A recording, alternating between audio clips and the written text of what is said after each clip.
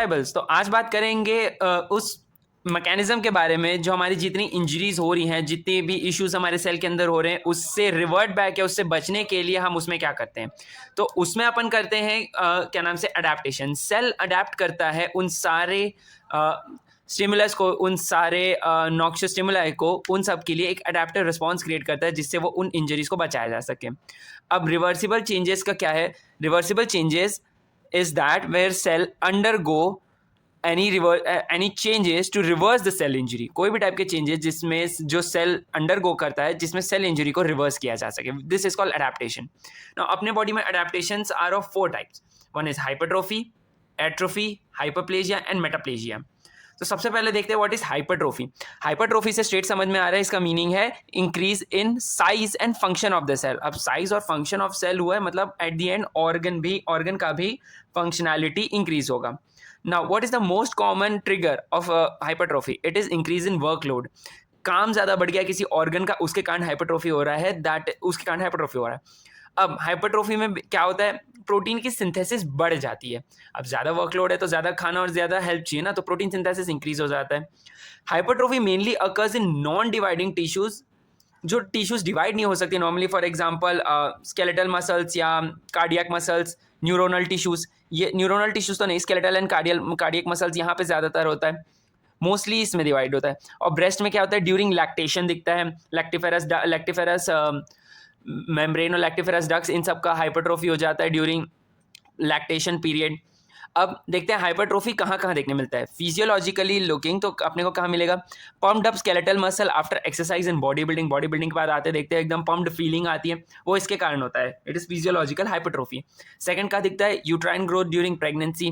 Pregnancy में के दौरान प्रेगनेंसी यूट्रस की साइज बढ़ जाती है। This is hypertrophy. It during uterus it is also accompanied by hyperplasia which is increase in cell number. तो ड्यूरिंग प्रेगनेंसी क्या होगा? ईस्ट्रोजन की सिग्नलिंग के कारण ईस्ट्रोजन का रिसेप्टर्स जब ईस्ट्रोजन का सिग्नल पकड़ते हैं तो स्मूथ मसल प्रोटीन और उनकी साइज दोनों इंक्रीज हो जाते हैं। तो इसके टाइम ये होता है। अब पैथोलॉजिकली स्पीकिंग क्या दिखेगा हमें? Pathologically will see at cardiac hypertrophy. Now cardiac hypertrophy के टाइम क्या हो रहा है?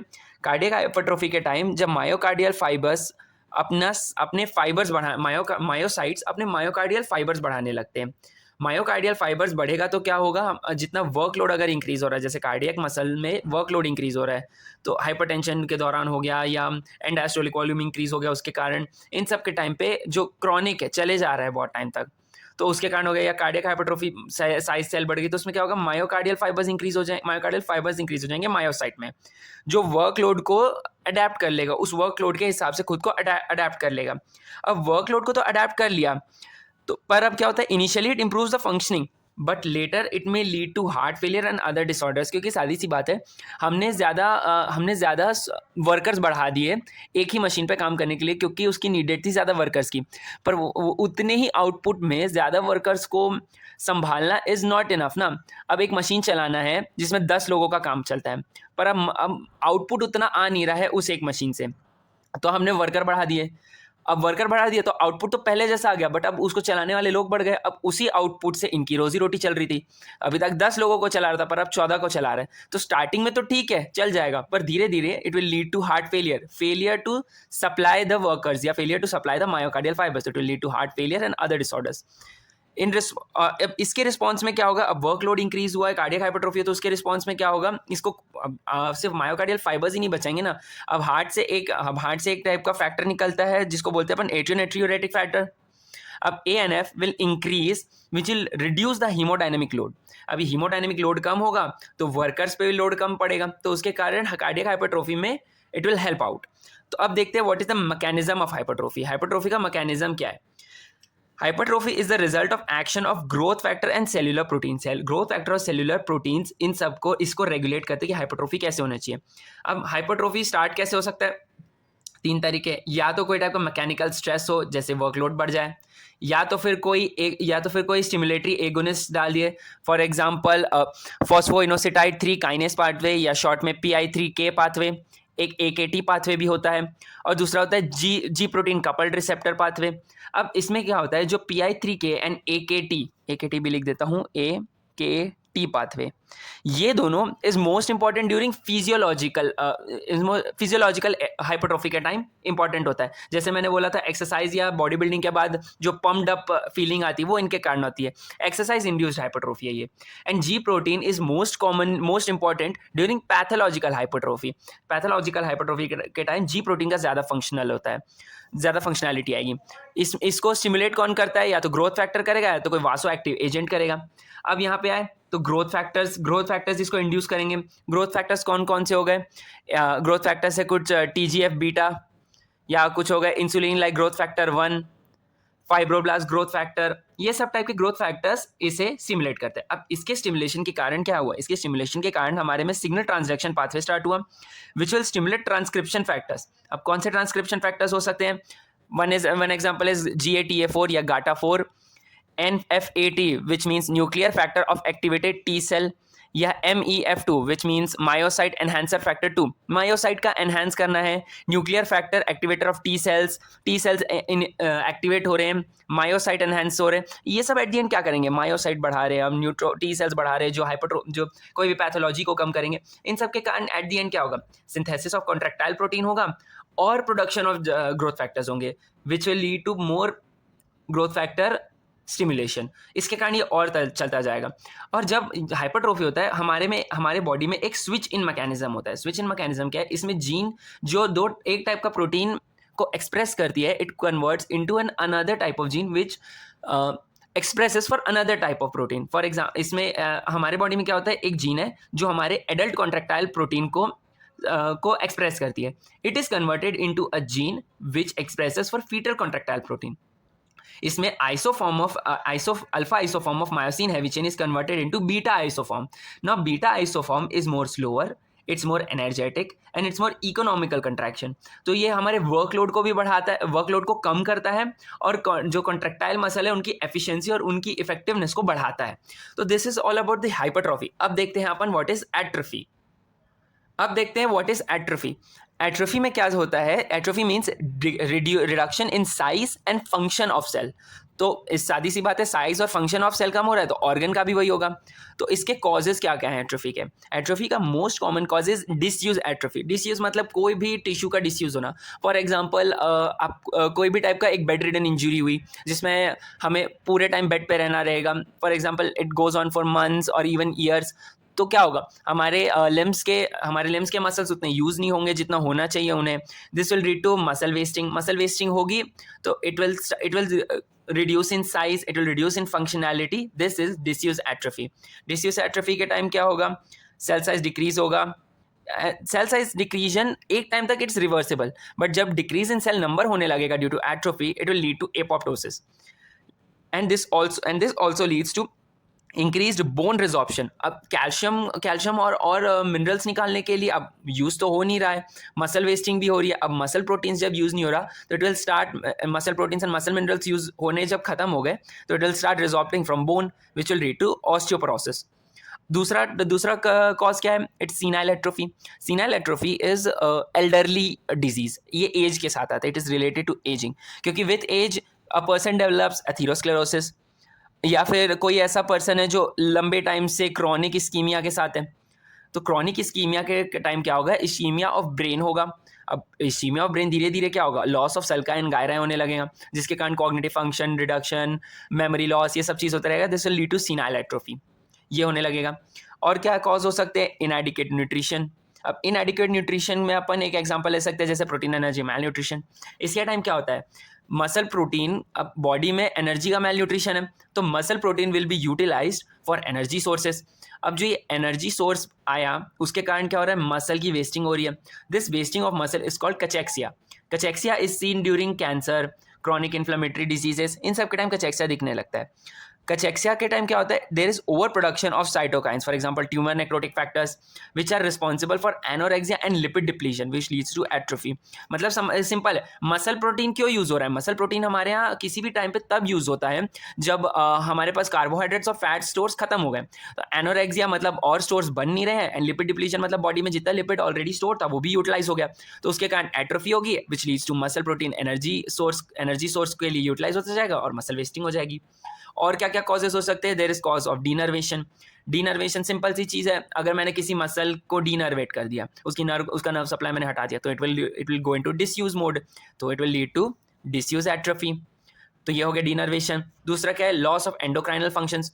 मेनोपॉज के दौरान ये हाईली देखा जाता है that after menopause there is हमारे जितने भी हॉर्मोन्स हैं उनका रिट्रैक्शन हो जाता है फ्रॉम रिप्रोडक्टिव ऑर्गन्स, तो this leads to atrophy of reproductive organs. Menopause के टाइम लेडीज में ये ज़्यादा देखने मिलता है. फिर आता है प्रेशर.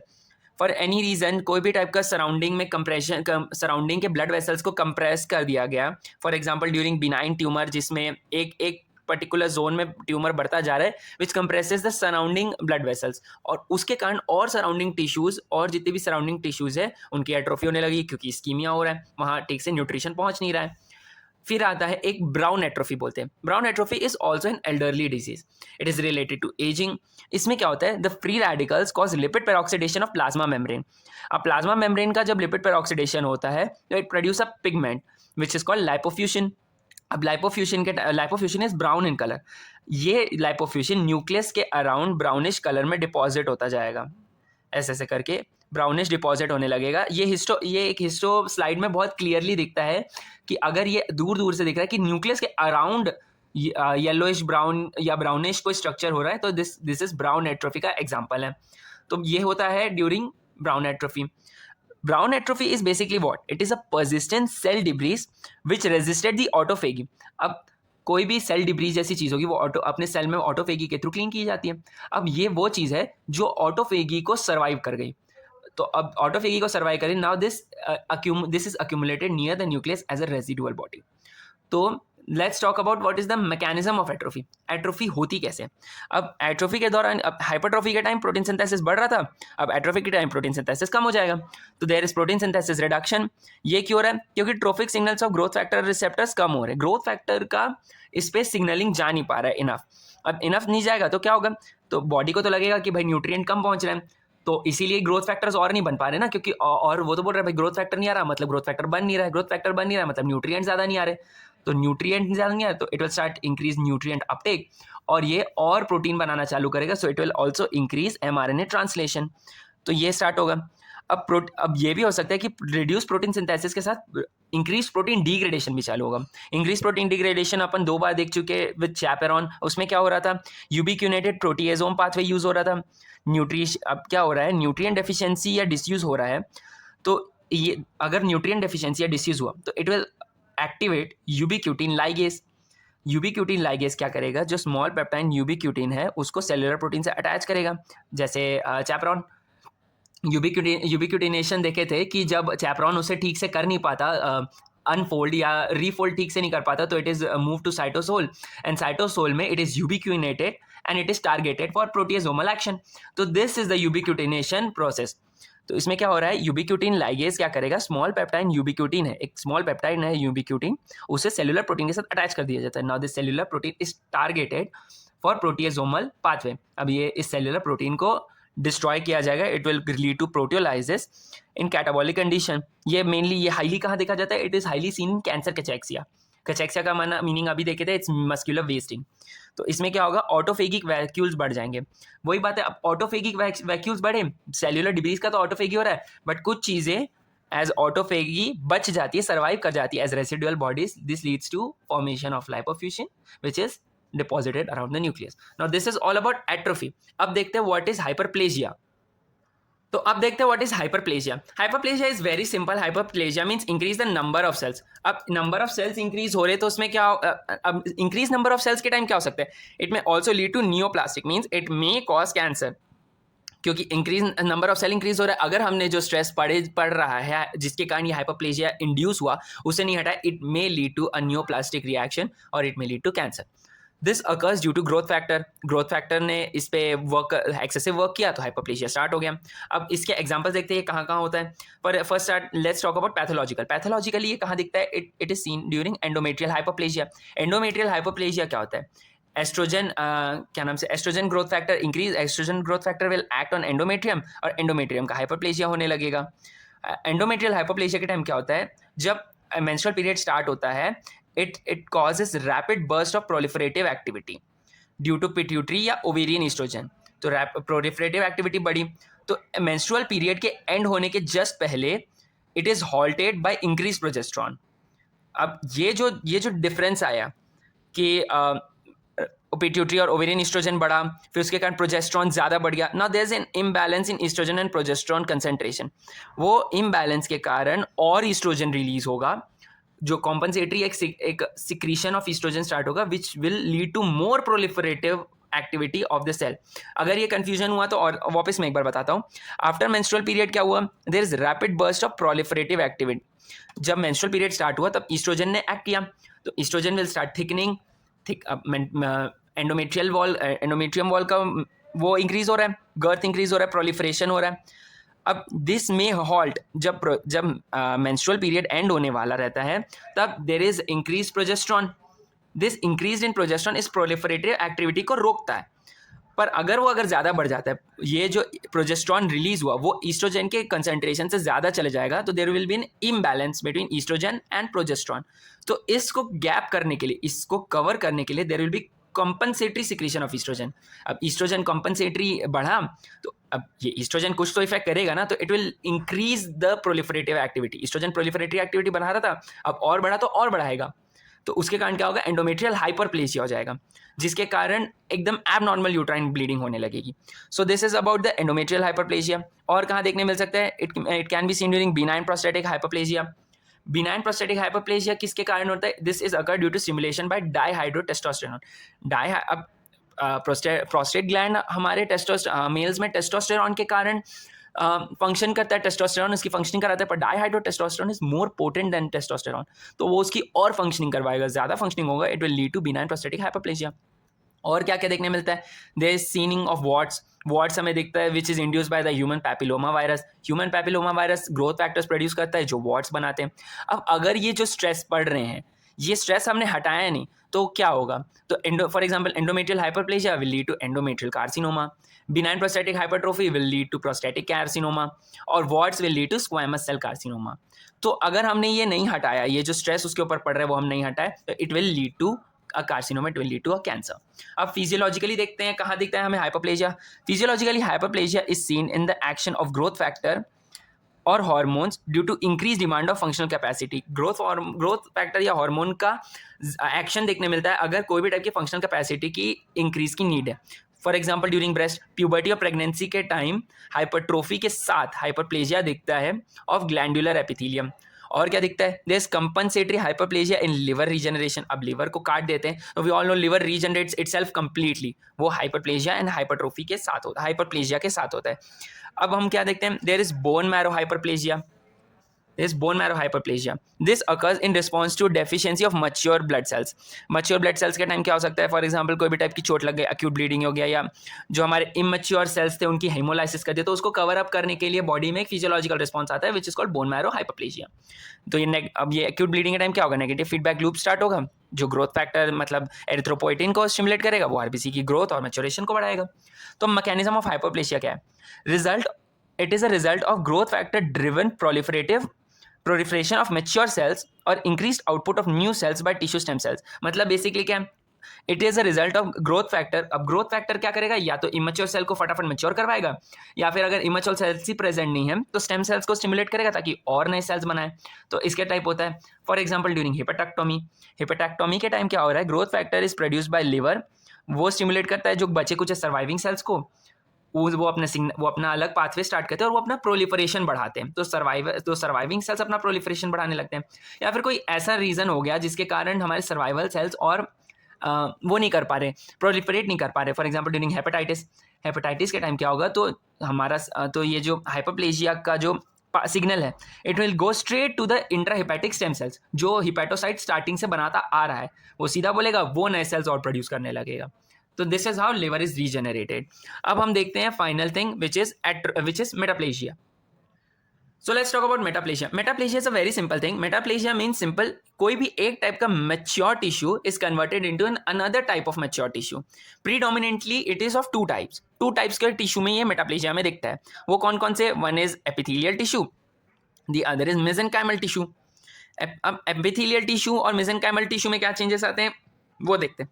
सबसे पहले अब एपिथेलियल टिश्यू में बेसिकली क्या हो रहा है, there is mature epithelium, one type of mature epithelium is converted into another type of mature epithelium which goes same for mesenchymal tissues. Mature mesenchymal tissue of one type is converted into a mature mesenchymal tissue of another type. पर कोई जहां पे अगर दिख रहा है कि mature epithelium is converted into natural mesenchymal tissue या मैच्योर मेसेंकाइमल टिश्यू में अगर चेंज हो रहा है, epithelium is converted into mesenchymal tissue, it is not metaplasia, ये मेटाप्लेजिया नहीं है। This is basically your mesenchymal epithelial transition या ट्रांस डिफरेंशिएशन। ये कैंसर में बहुत हाईली सीन होता है, तो इस बात का ध्यान रखना है। अब दूसरा क्या देखते हैं, अब एग्जांपल्स देखते हैं। What is example? सबसे पहले हम देखते हैं कि व्हाट इज मेसेंकाइमल टिश्यू में क्या एग्जांपल दिखता है। मेसेंकाइमल टिश्यू में एक सबसे हाईली इंपॉर्टेंट वाला है which is called myositis ossificans. Myositis ossificans कुछ नहीं है, कोई भी बॉडी पार्ट में, for example legs, for example I take my lower limb, lower limbs में हमारे कोई भी टाइप की muscle is converted is ossified to a bone, this is called mesenchymal tissue change. तो याद रखने का क्या है, मायोसाइटिस ऑसिफिकेंस, ये पूछा भी जाता है। और क्या आता है, एपिथेलियल टिश्यू मेटाप्लेजिया। अब एपिथेलियल टिश्यू में आते हैं। एपिथेलियल टिश्यू में दो सबसे मेन टाइप के देखने मिलते हैं, one is squamous metaplasia, the other is columnar metaplasia. तो सबसे पहले देखते हैं व्हाट इज स्क्वैमस मेटाप्लेजिया।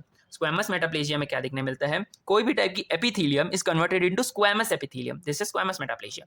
अब सबसे कॉमन मेटाप्लेजिया क्या देखते हैं स्क्वैमस मेटाप्लेजिया में, सबसे मोस्ट कॉमन कॉज होता है स्मोकिंग। स्मोकर्स में क्या होता है, अब हमारे जो रेस्पिरेटरी वॉल है उसमें सीलिएटेड कॉलमनार एपिथेलियम प्रेजेंट है। तो ये सीलिया क्या करता है, the cilia try to remove the impurity जो हमारे स्मोकिंग के कारण आ रही है। तो वो अगर स्मोकिंग एकदम एक्सेसिव होने लगती है तो cilia will not be able to purify more and more. तो ये अगर ज़्यादा एक्सेसिव हुआ तो जो हमारे सीलिएटेड कॉलमनार एपिथेलियम है this will convert into squamous epithelium.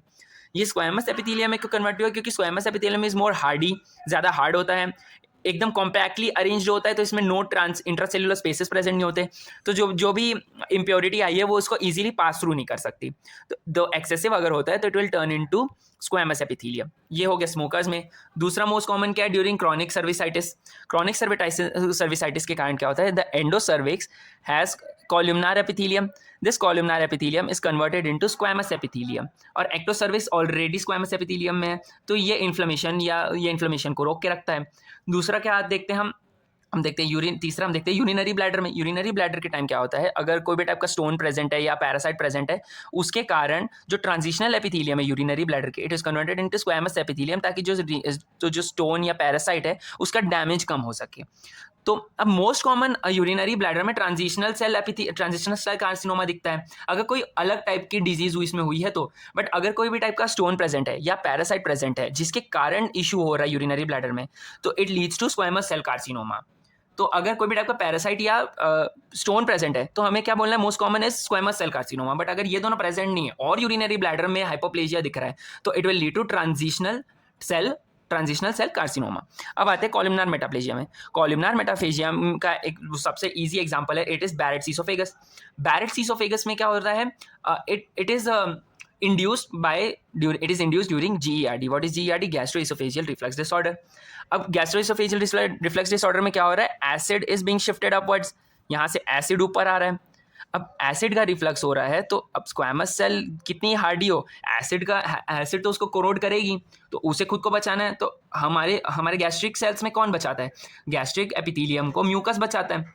तो नॉर्मली हमारे पास कॉलमनार सेल्स प्रेजेंट है जो म्यूसिन प्रोड्यूस कर रहे हैं, but the gastric columnar sales has only one type of mucin, that is neutral mucin. ये न्यूट्रल म्यूसिन है, ये न्यूट्रल म्यूसिन कुछ हद तक बचा सकता है, बट यहाँ पे तो रिफ्लक्स हो रहा है और जो हमारा ईसोफेगस है इसके लिए तो बिल्कुल भी रेडी नहीं है।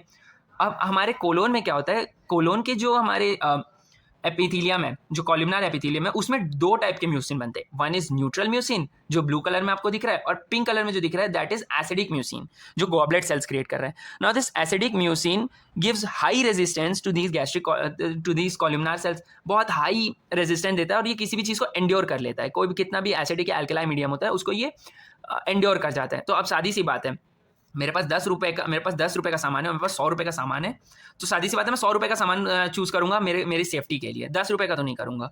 तो 100 रुपये तो हमारा जो ये ईसोफेगस है, लोअर 1/3 ईसोफेगस, वो यही करता है, वो सीधा 100 रुपये का सामान उठाता है खुद की सेफ्टी के लिए, और ये जो कोलोनिक कॉलमनार एपिथेलियम है उसको अडेप्ट कर लेता है जिसमें न्यूट्रल और एसिडिक दोनों म्यूसिन है, और वो एसिड रिफ्लक्स से बचाता है। This is called Barrett oesophagus.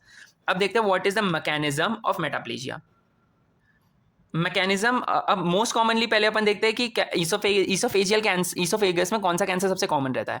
जो मिडिल 1/3 है उसमें तो स्क्वामस सेल कार्सिनोमा मिलेगा, क्योंकि उसमें कोई चेंजेस नहीं हो रहे, उसमें वो स्क्वामस सेल ही रहेंगे। बट लोअर 1/3 में जैसे बैरेट्स ईसोफेगस में अगर वो स्ट्रेस कम नहीं किया जा रहा है, it will lead to adenocarcinoma. तो अब देखते हैं what is the mechanism of metaplasia. Metaplasia is done by stem cell reprogramming. Stem cell को रीप्रोग्राम किया जाता है, that is does not initiated from change in phenotype already different. इसमें इस लाइन का बेसिक मीनिंग ये है कि जो फिनोटाइप में चेंजेस आए हैं वो उसके का जो फिनोटाइपिकल चेंजेस आए उसके कारण इनिशिएट नहीं हुआ है। ये फिनोटाइप में चेंजेस लाने के लिए उसके जो स्टेम सेल्स हैं, जो उसके ओरिजिनल प्रोजेनेटर्स हैं, उनको चेंज करते हैं ताकि वो इस टाइप के फिनोटाइप वाले सेल्स को प्रोड्यूस करें। वो कैसे हो जाएगा? It will reprogram local tissue stem cells, local stem cells को स्टिमुलेट करेगा, रीप्रोग्राम करेगा, और क्या करेगा? वो colonising by other differentiated cell population from adjacent tissues. अब आसपास के टिश्यू में फॉर एग्जांपल मिमिक कर रहा है ये बेसिकली। अब हमने पीछे देखा था कि एक कोलोनिक वो है, तो उसको ये कर लिया, क्या बोलते हैं, मिमिक कर लिया, या फिर गैस्ट्रिक के ही जो कॉलमनार एपिथेलियम से उसको ये मिमिक करके उसी के जैसी और कॉलोनीज क्रिएट करने लगता है। जो आसपास के टिश्यू है जो ऑलरेडी इस चीज़ से रेजिस्ट कर रहे हैं, उस स्ट्रेस से रेजिस्ट कर रहे हैं, उनको कॉपी कर लेता है। तो ये होता है। तो metaplasia is what? Metaplasia stimulated by extra cellular fluid, cytokines या ग्रोथ फैक्टर। ये प्रमोट करते हैं जीन एक्सप्रेशंस। ये जीन एक्सप्रेशंस क्या करते हैं? दिस स्टार्ट्स स्पेसिफिक, ये जीन्स क्या करेंगे? जीन उस टाइप से एक्सप्रेस करना चालू करेंगे ताकि एक प्रोटेक्टिव, एक रेजिस्टेंट सेल की तरफ, एक रेजिस्टेंट फिनोटाइप ऑफ सेल की तरफ स्पेसिफिक डिफरेंशिएशन पाथवे स्टार्ट करें। फॉर एग्जांपल अब क्या हमें देखने मिलता है कि, तो अब देखते हैं डिस्प्लेजिया क्या है। Dysplasia is basically disordered cellular development. मतलब क्या हो रहा है? सेल्यूलर जो सेल हमारा डेवलप कर रहा है वो थोड़ा डिफरेंट टाइप से, थोड़ा गड़बड़ तरीके से डेवलप कर रहा है, जो हाईली सीन इन एपिथेलियम, क्योंकि एपिथेलियम इज मोर प्रोलिफरेटिव या ज़्यादा डेवलप करने वाला, ज़्यादा ग्रो करने वाला टिश्यू है। तो it is accompanied by metaplasia and hyperplasia. Metaplasia और हाइपरप्लेजिया में हाईली सीन होता है। अब क्या एग्जांपल क्या है, कहाँ कहाँ देखने मिलता है? It is seen in uterus, it is seen in cervix, it is seen in respiratory tract. यहाँ पे हाईली दिखता है। कौन कौन से कैरेक्टरिस्टिक चेंजेस हमें दिखते हैं? कैरेक्टरिस्टिक चेंजेस हमें दिखते हैं कि एपिथेलियल सेल की लेयर बढ़ जाती है, और क्या होगा? जो अरेंजमेंट है लेयर का from basement membrane till the superficial layer, तो लेयर्स एक तो बढ़ रही हैं बहुत सारी, और जो अरेंजमेंट है ना वो बिगड़ रही है। पहले तो अच्छे से आ रही थी, तो अब वो क्या हो रहा है? बेसल से सरफेस लेयर तक चेंज होते जा रही है। Loss of basal polarity of nucleus. अब नीचे क्या देखने मिल रहा था? जो हमारी सेल्स थी, जो ये कॉलमनार सेल्स थी, वो नॉर्मली तो उनका न्यूक्लियस बेसली प्रेजेंट होता है, बेसमेंट मेम्ब्रेन के पास होता है। बट यहाँ पे क्या होगा कि ये न्यूक्लियस ऊपर चले जाएगी, या फिर अपनी जो बेसमेंट जो बेसल जो लोकेशन है उससे हट जाएगी कहीं और को। और क्या दिखेगा? Cellular and nuclear प्लियोमॉर्फिज्म। अगर मतलब जो साइटोप्लाज्मिक स्ट्रक्चर्स है या जो न्यूक्लियर स्ट्रक्चर्स है उनका अलग अलग शेप दिखने मिलेगा। न्यूक्लियर साइटोप्लाज्मिक रेशियो बढ़ जाएगा, माइटोटिक एक्टिविटी बढ़ जाएगी सेल की, और न्यूक्लियस हाइपरक्रोमैटिक हो जाएगा। तो this commonly occurs due to chronic irritation या प्रोलॉन्ग्ड इन्फ्लेमेशन। इसके टाइम ये ज़्यादा दिखता है। अगर ये दोनों चीज़ हट जाए तो ये जो चेंजेस हुए हैं दिस मे रिवर्ट बैक, ये वापस डिसअपियर होकर नॉर्मल सेल जैसा बिहेव करने लगेगा वापस। तो अब अपने को मेनली क्या दिखता है? ये कैंसर में हाईली दिखता है। It may progress, dysplasia may progress into carcinoma. इसमें हमें क्या दिखेगा? दिस कार्सिनोमा, ये जो कार्सिनोमा बन रहा है, फॉर एग्जांपल ये इस टिश्यू के अंदर अगर बन रहा है तो कार्सिनोमा, जैसे फॉर एग्जांपल मैं दूसरा पेन यूज़ करूँ तो फॉर एग्जांपल ये टिश्यू है। अब ये टिश्यू में ये कैंसर प्रोड्यूस होने लगा है, तो ये कैंसर कहाँ बढ़ेगा? या तो ये जो बेसमेंट मेम्ब्रेन है उसके ऊपर प्रोलिफरेट करता जाएगा, या तो फिर क्या होगा? ये इन्वेड कर जाएगा बेसमेंट मेम्ब्रेन के अंदर। तो ये इस टाइप का भी डिस्प्लेजिया हो सकता है, डिस्प्लेजिया का रिजल्ट हो सकता है अगर उसे ठीक ना किया गया तो this is all about the adaptation which a cell undergoes for reversible injury. I know this is a long video, but ये बहुत बड़े टॉपिक को बहुत कंसाइज्ड वे में बताने का सबसे बेस्ट तरीका है। तो इस नोट्स को अगर देख के अगर आप लोग रामदास नायक या फिर इवन रॉबिन्स भी अगर आप खोल के रखें तो it will help you out a lot. I know it's long, but do look at it, do watch it. बहुत ईजी वे में मैंने समझाने की कोशिश की है। Thank you very much tribals. Please like, support and subscribe. Thank you very much.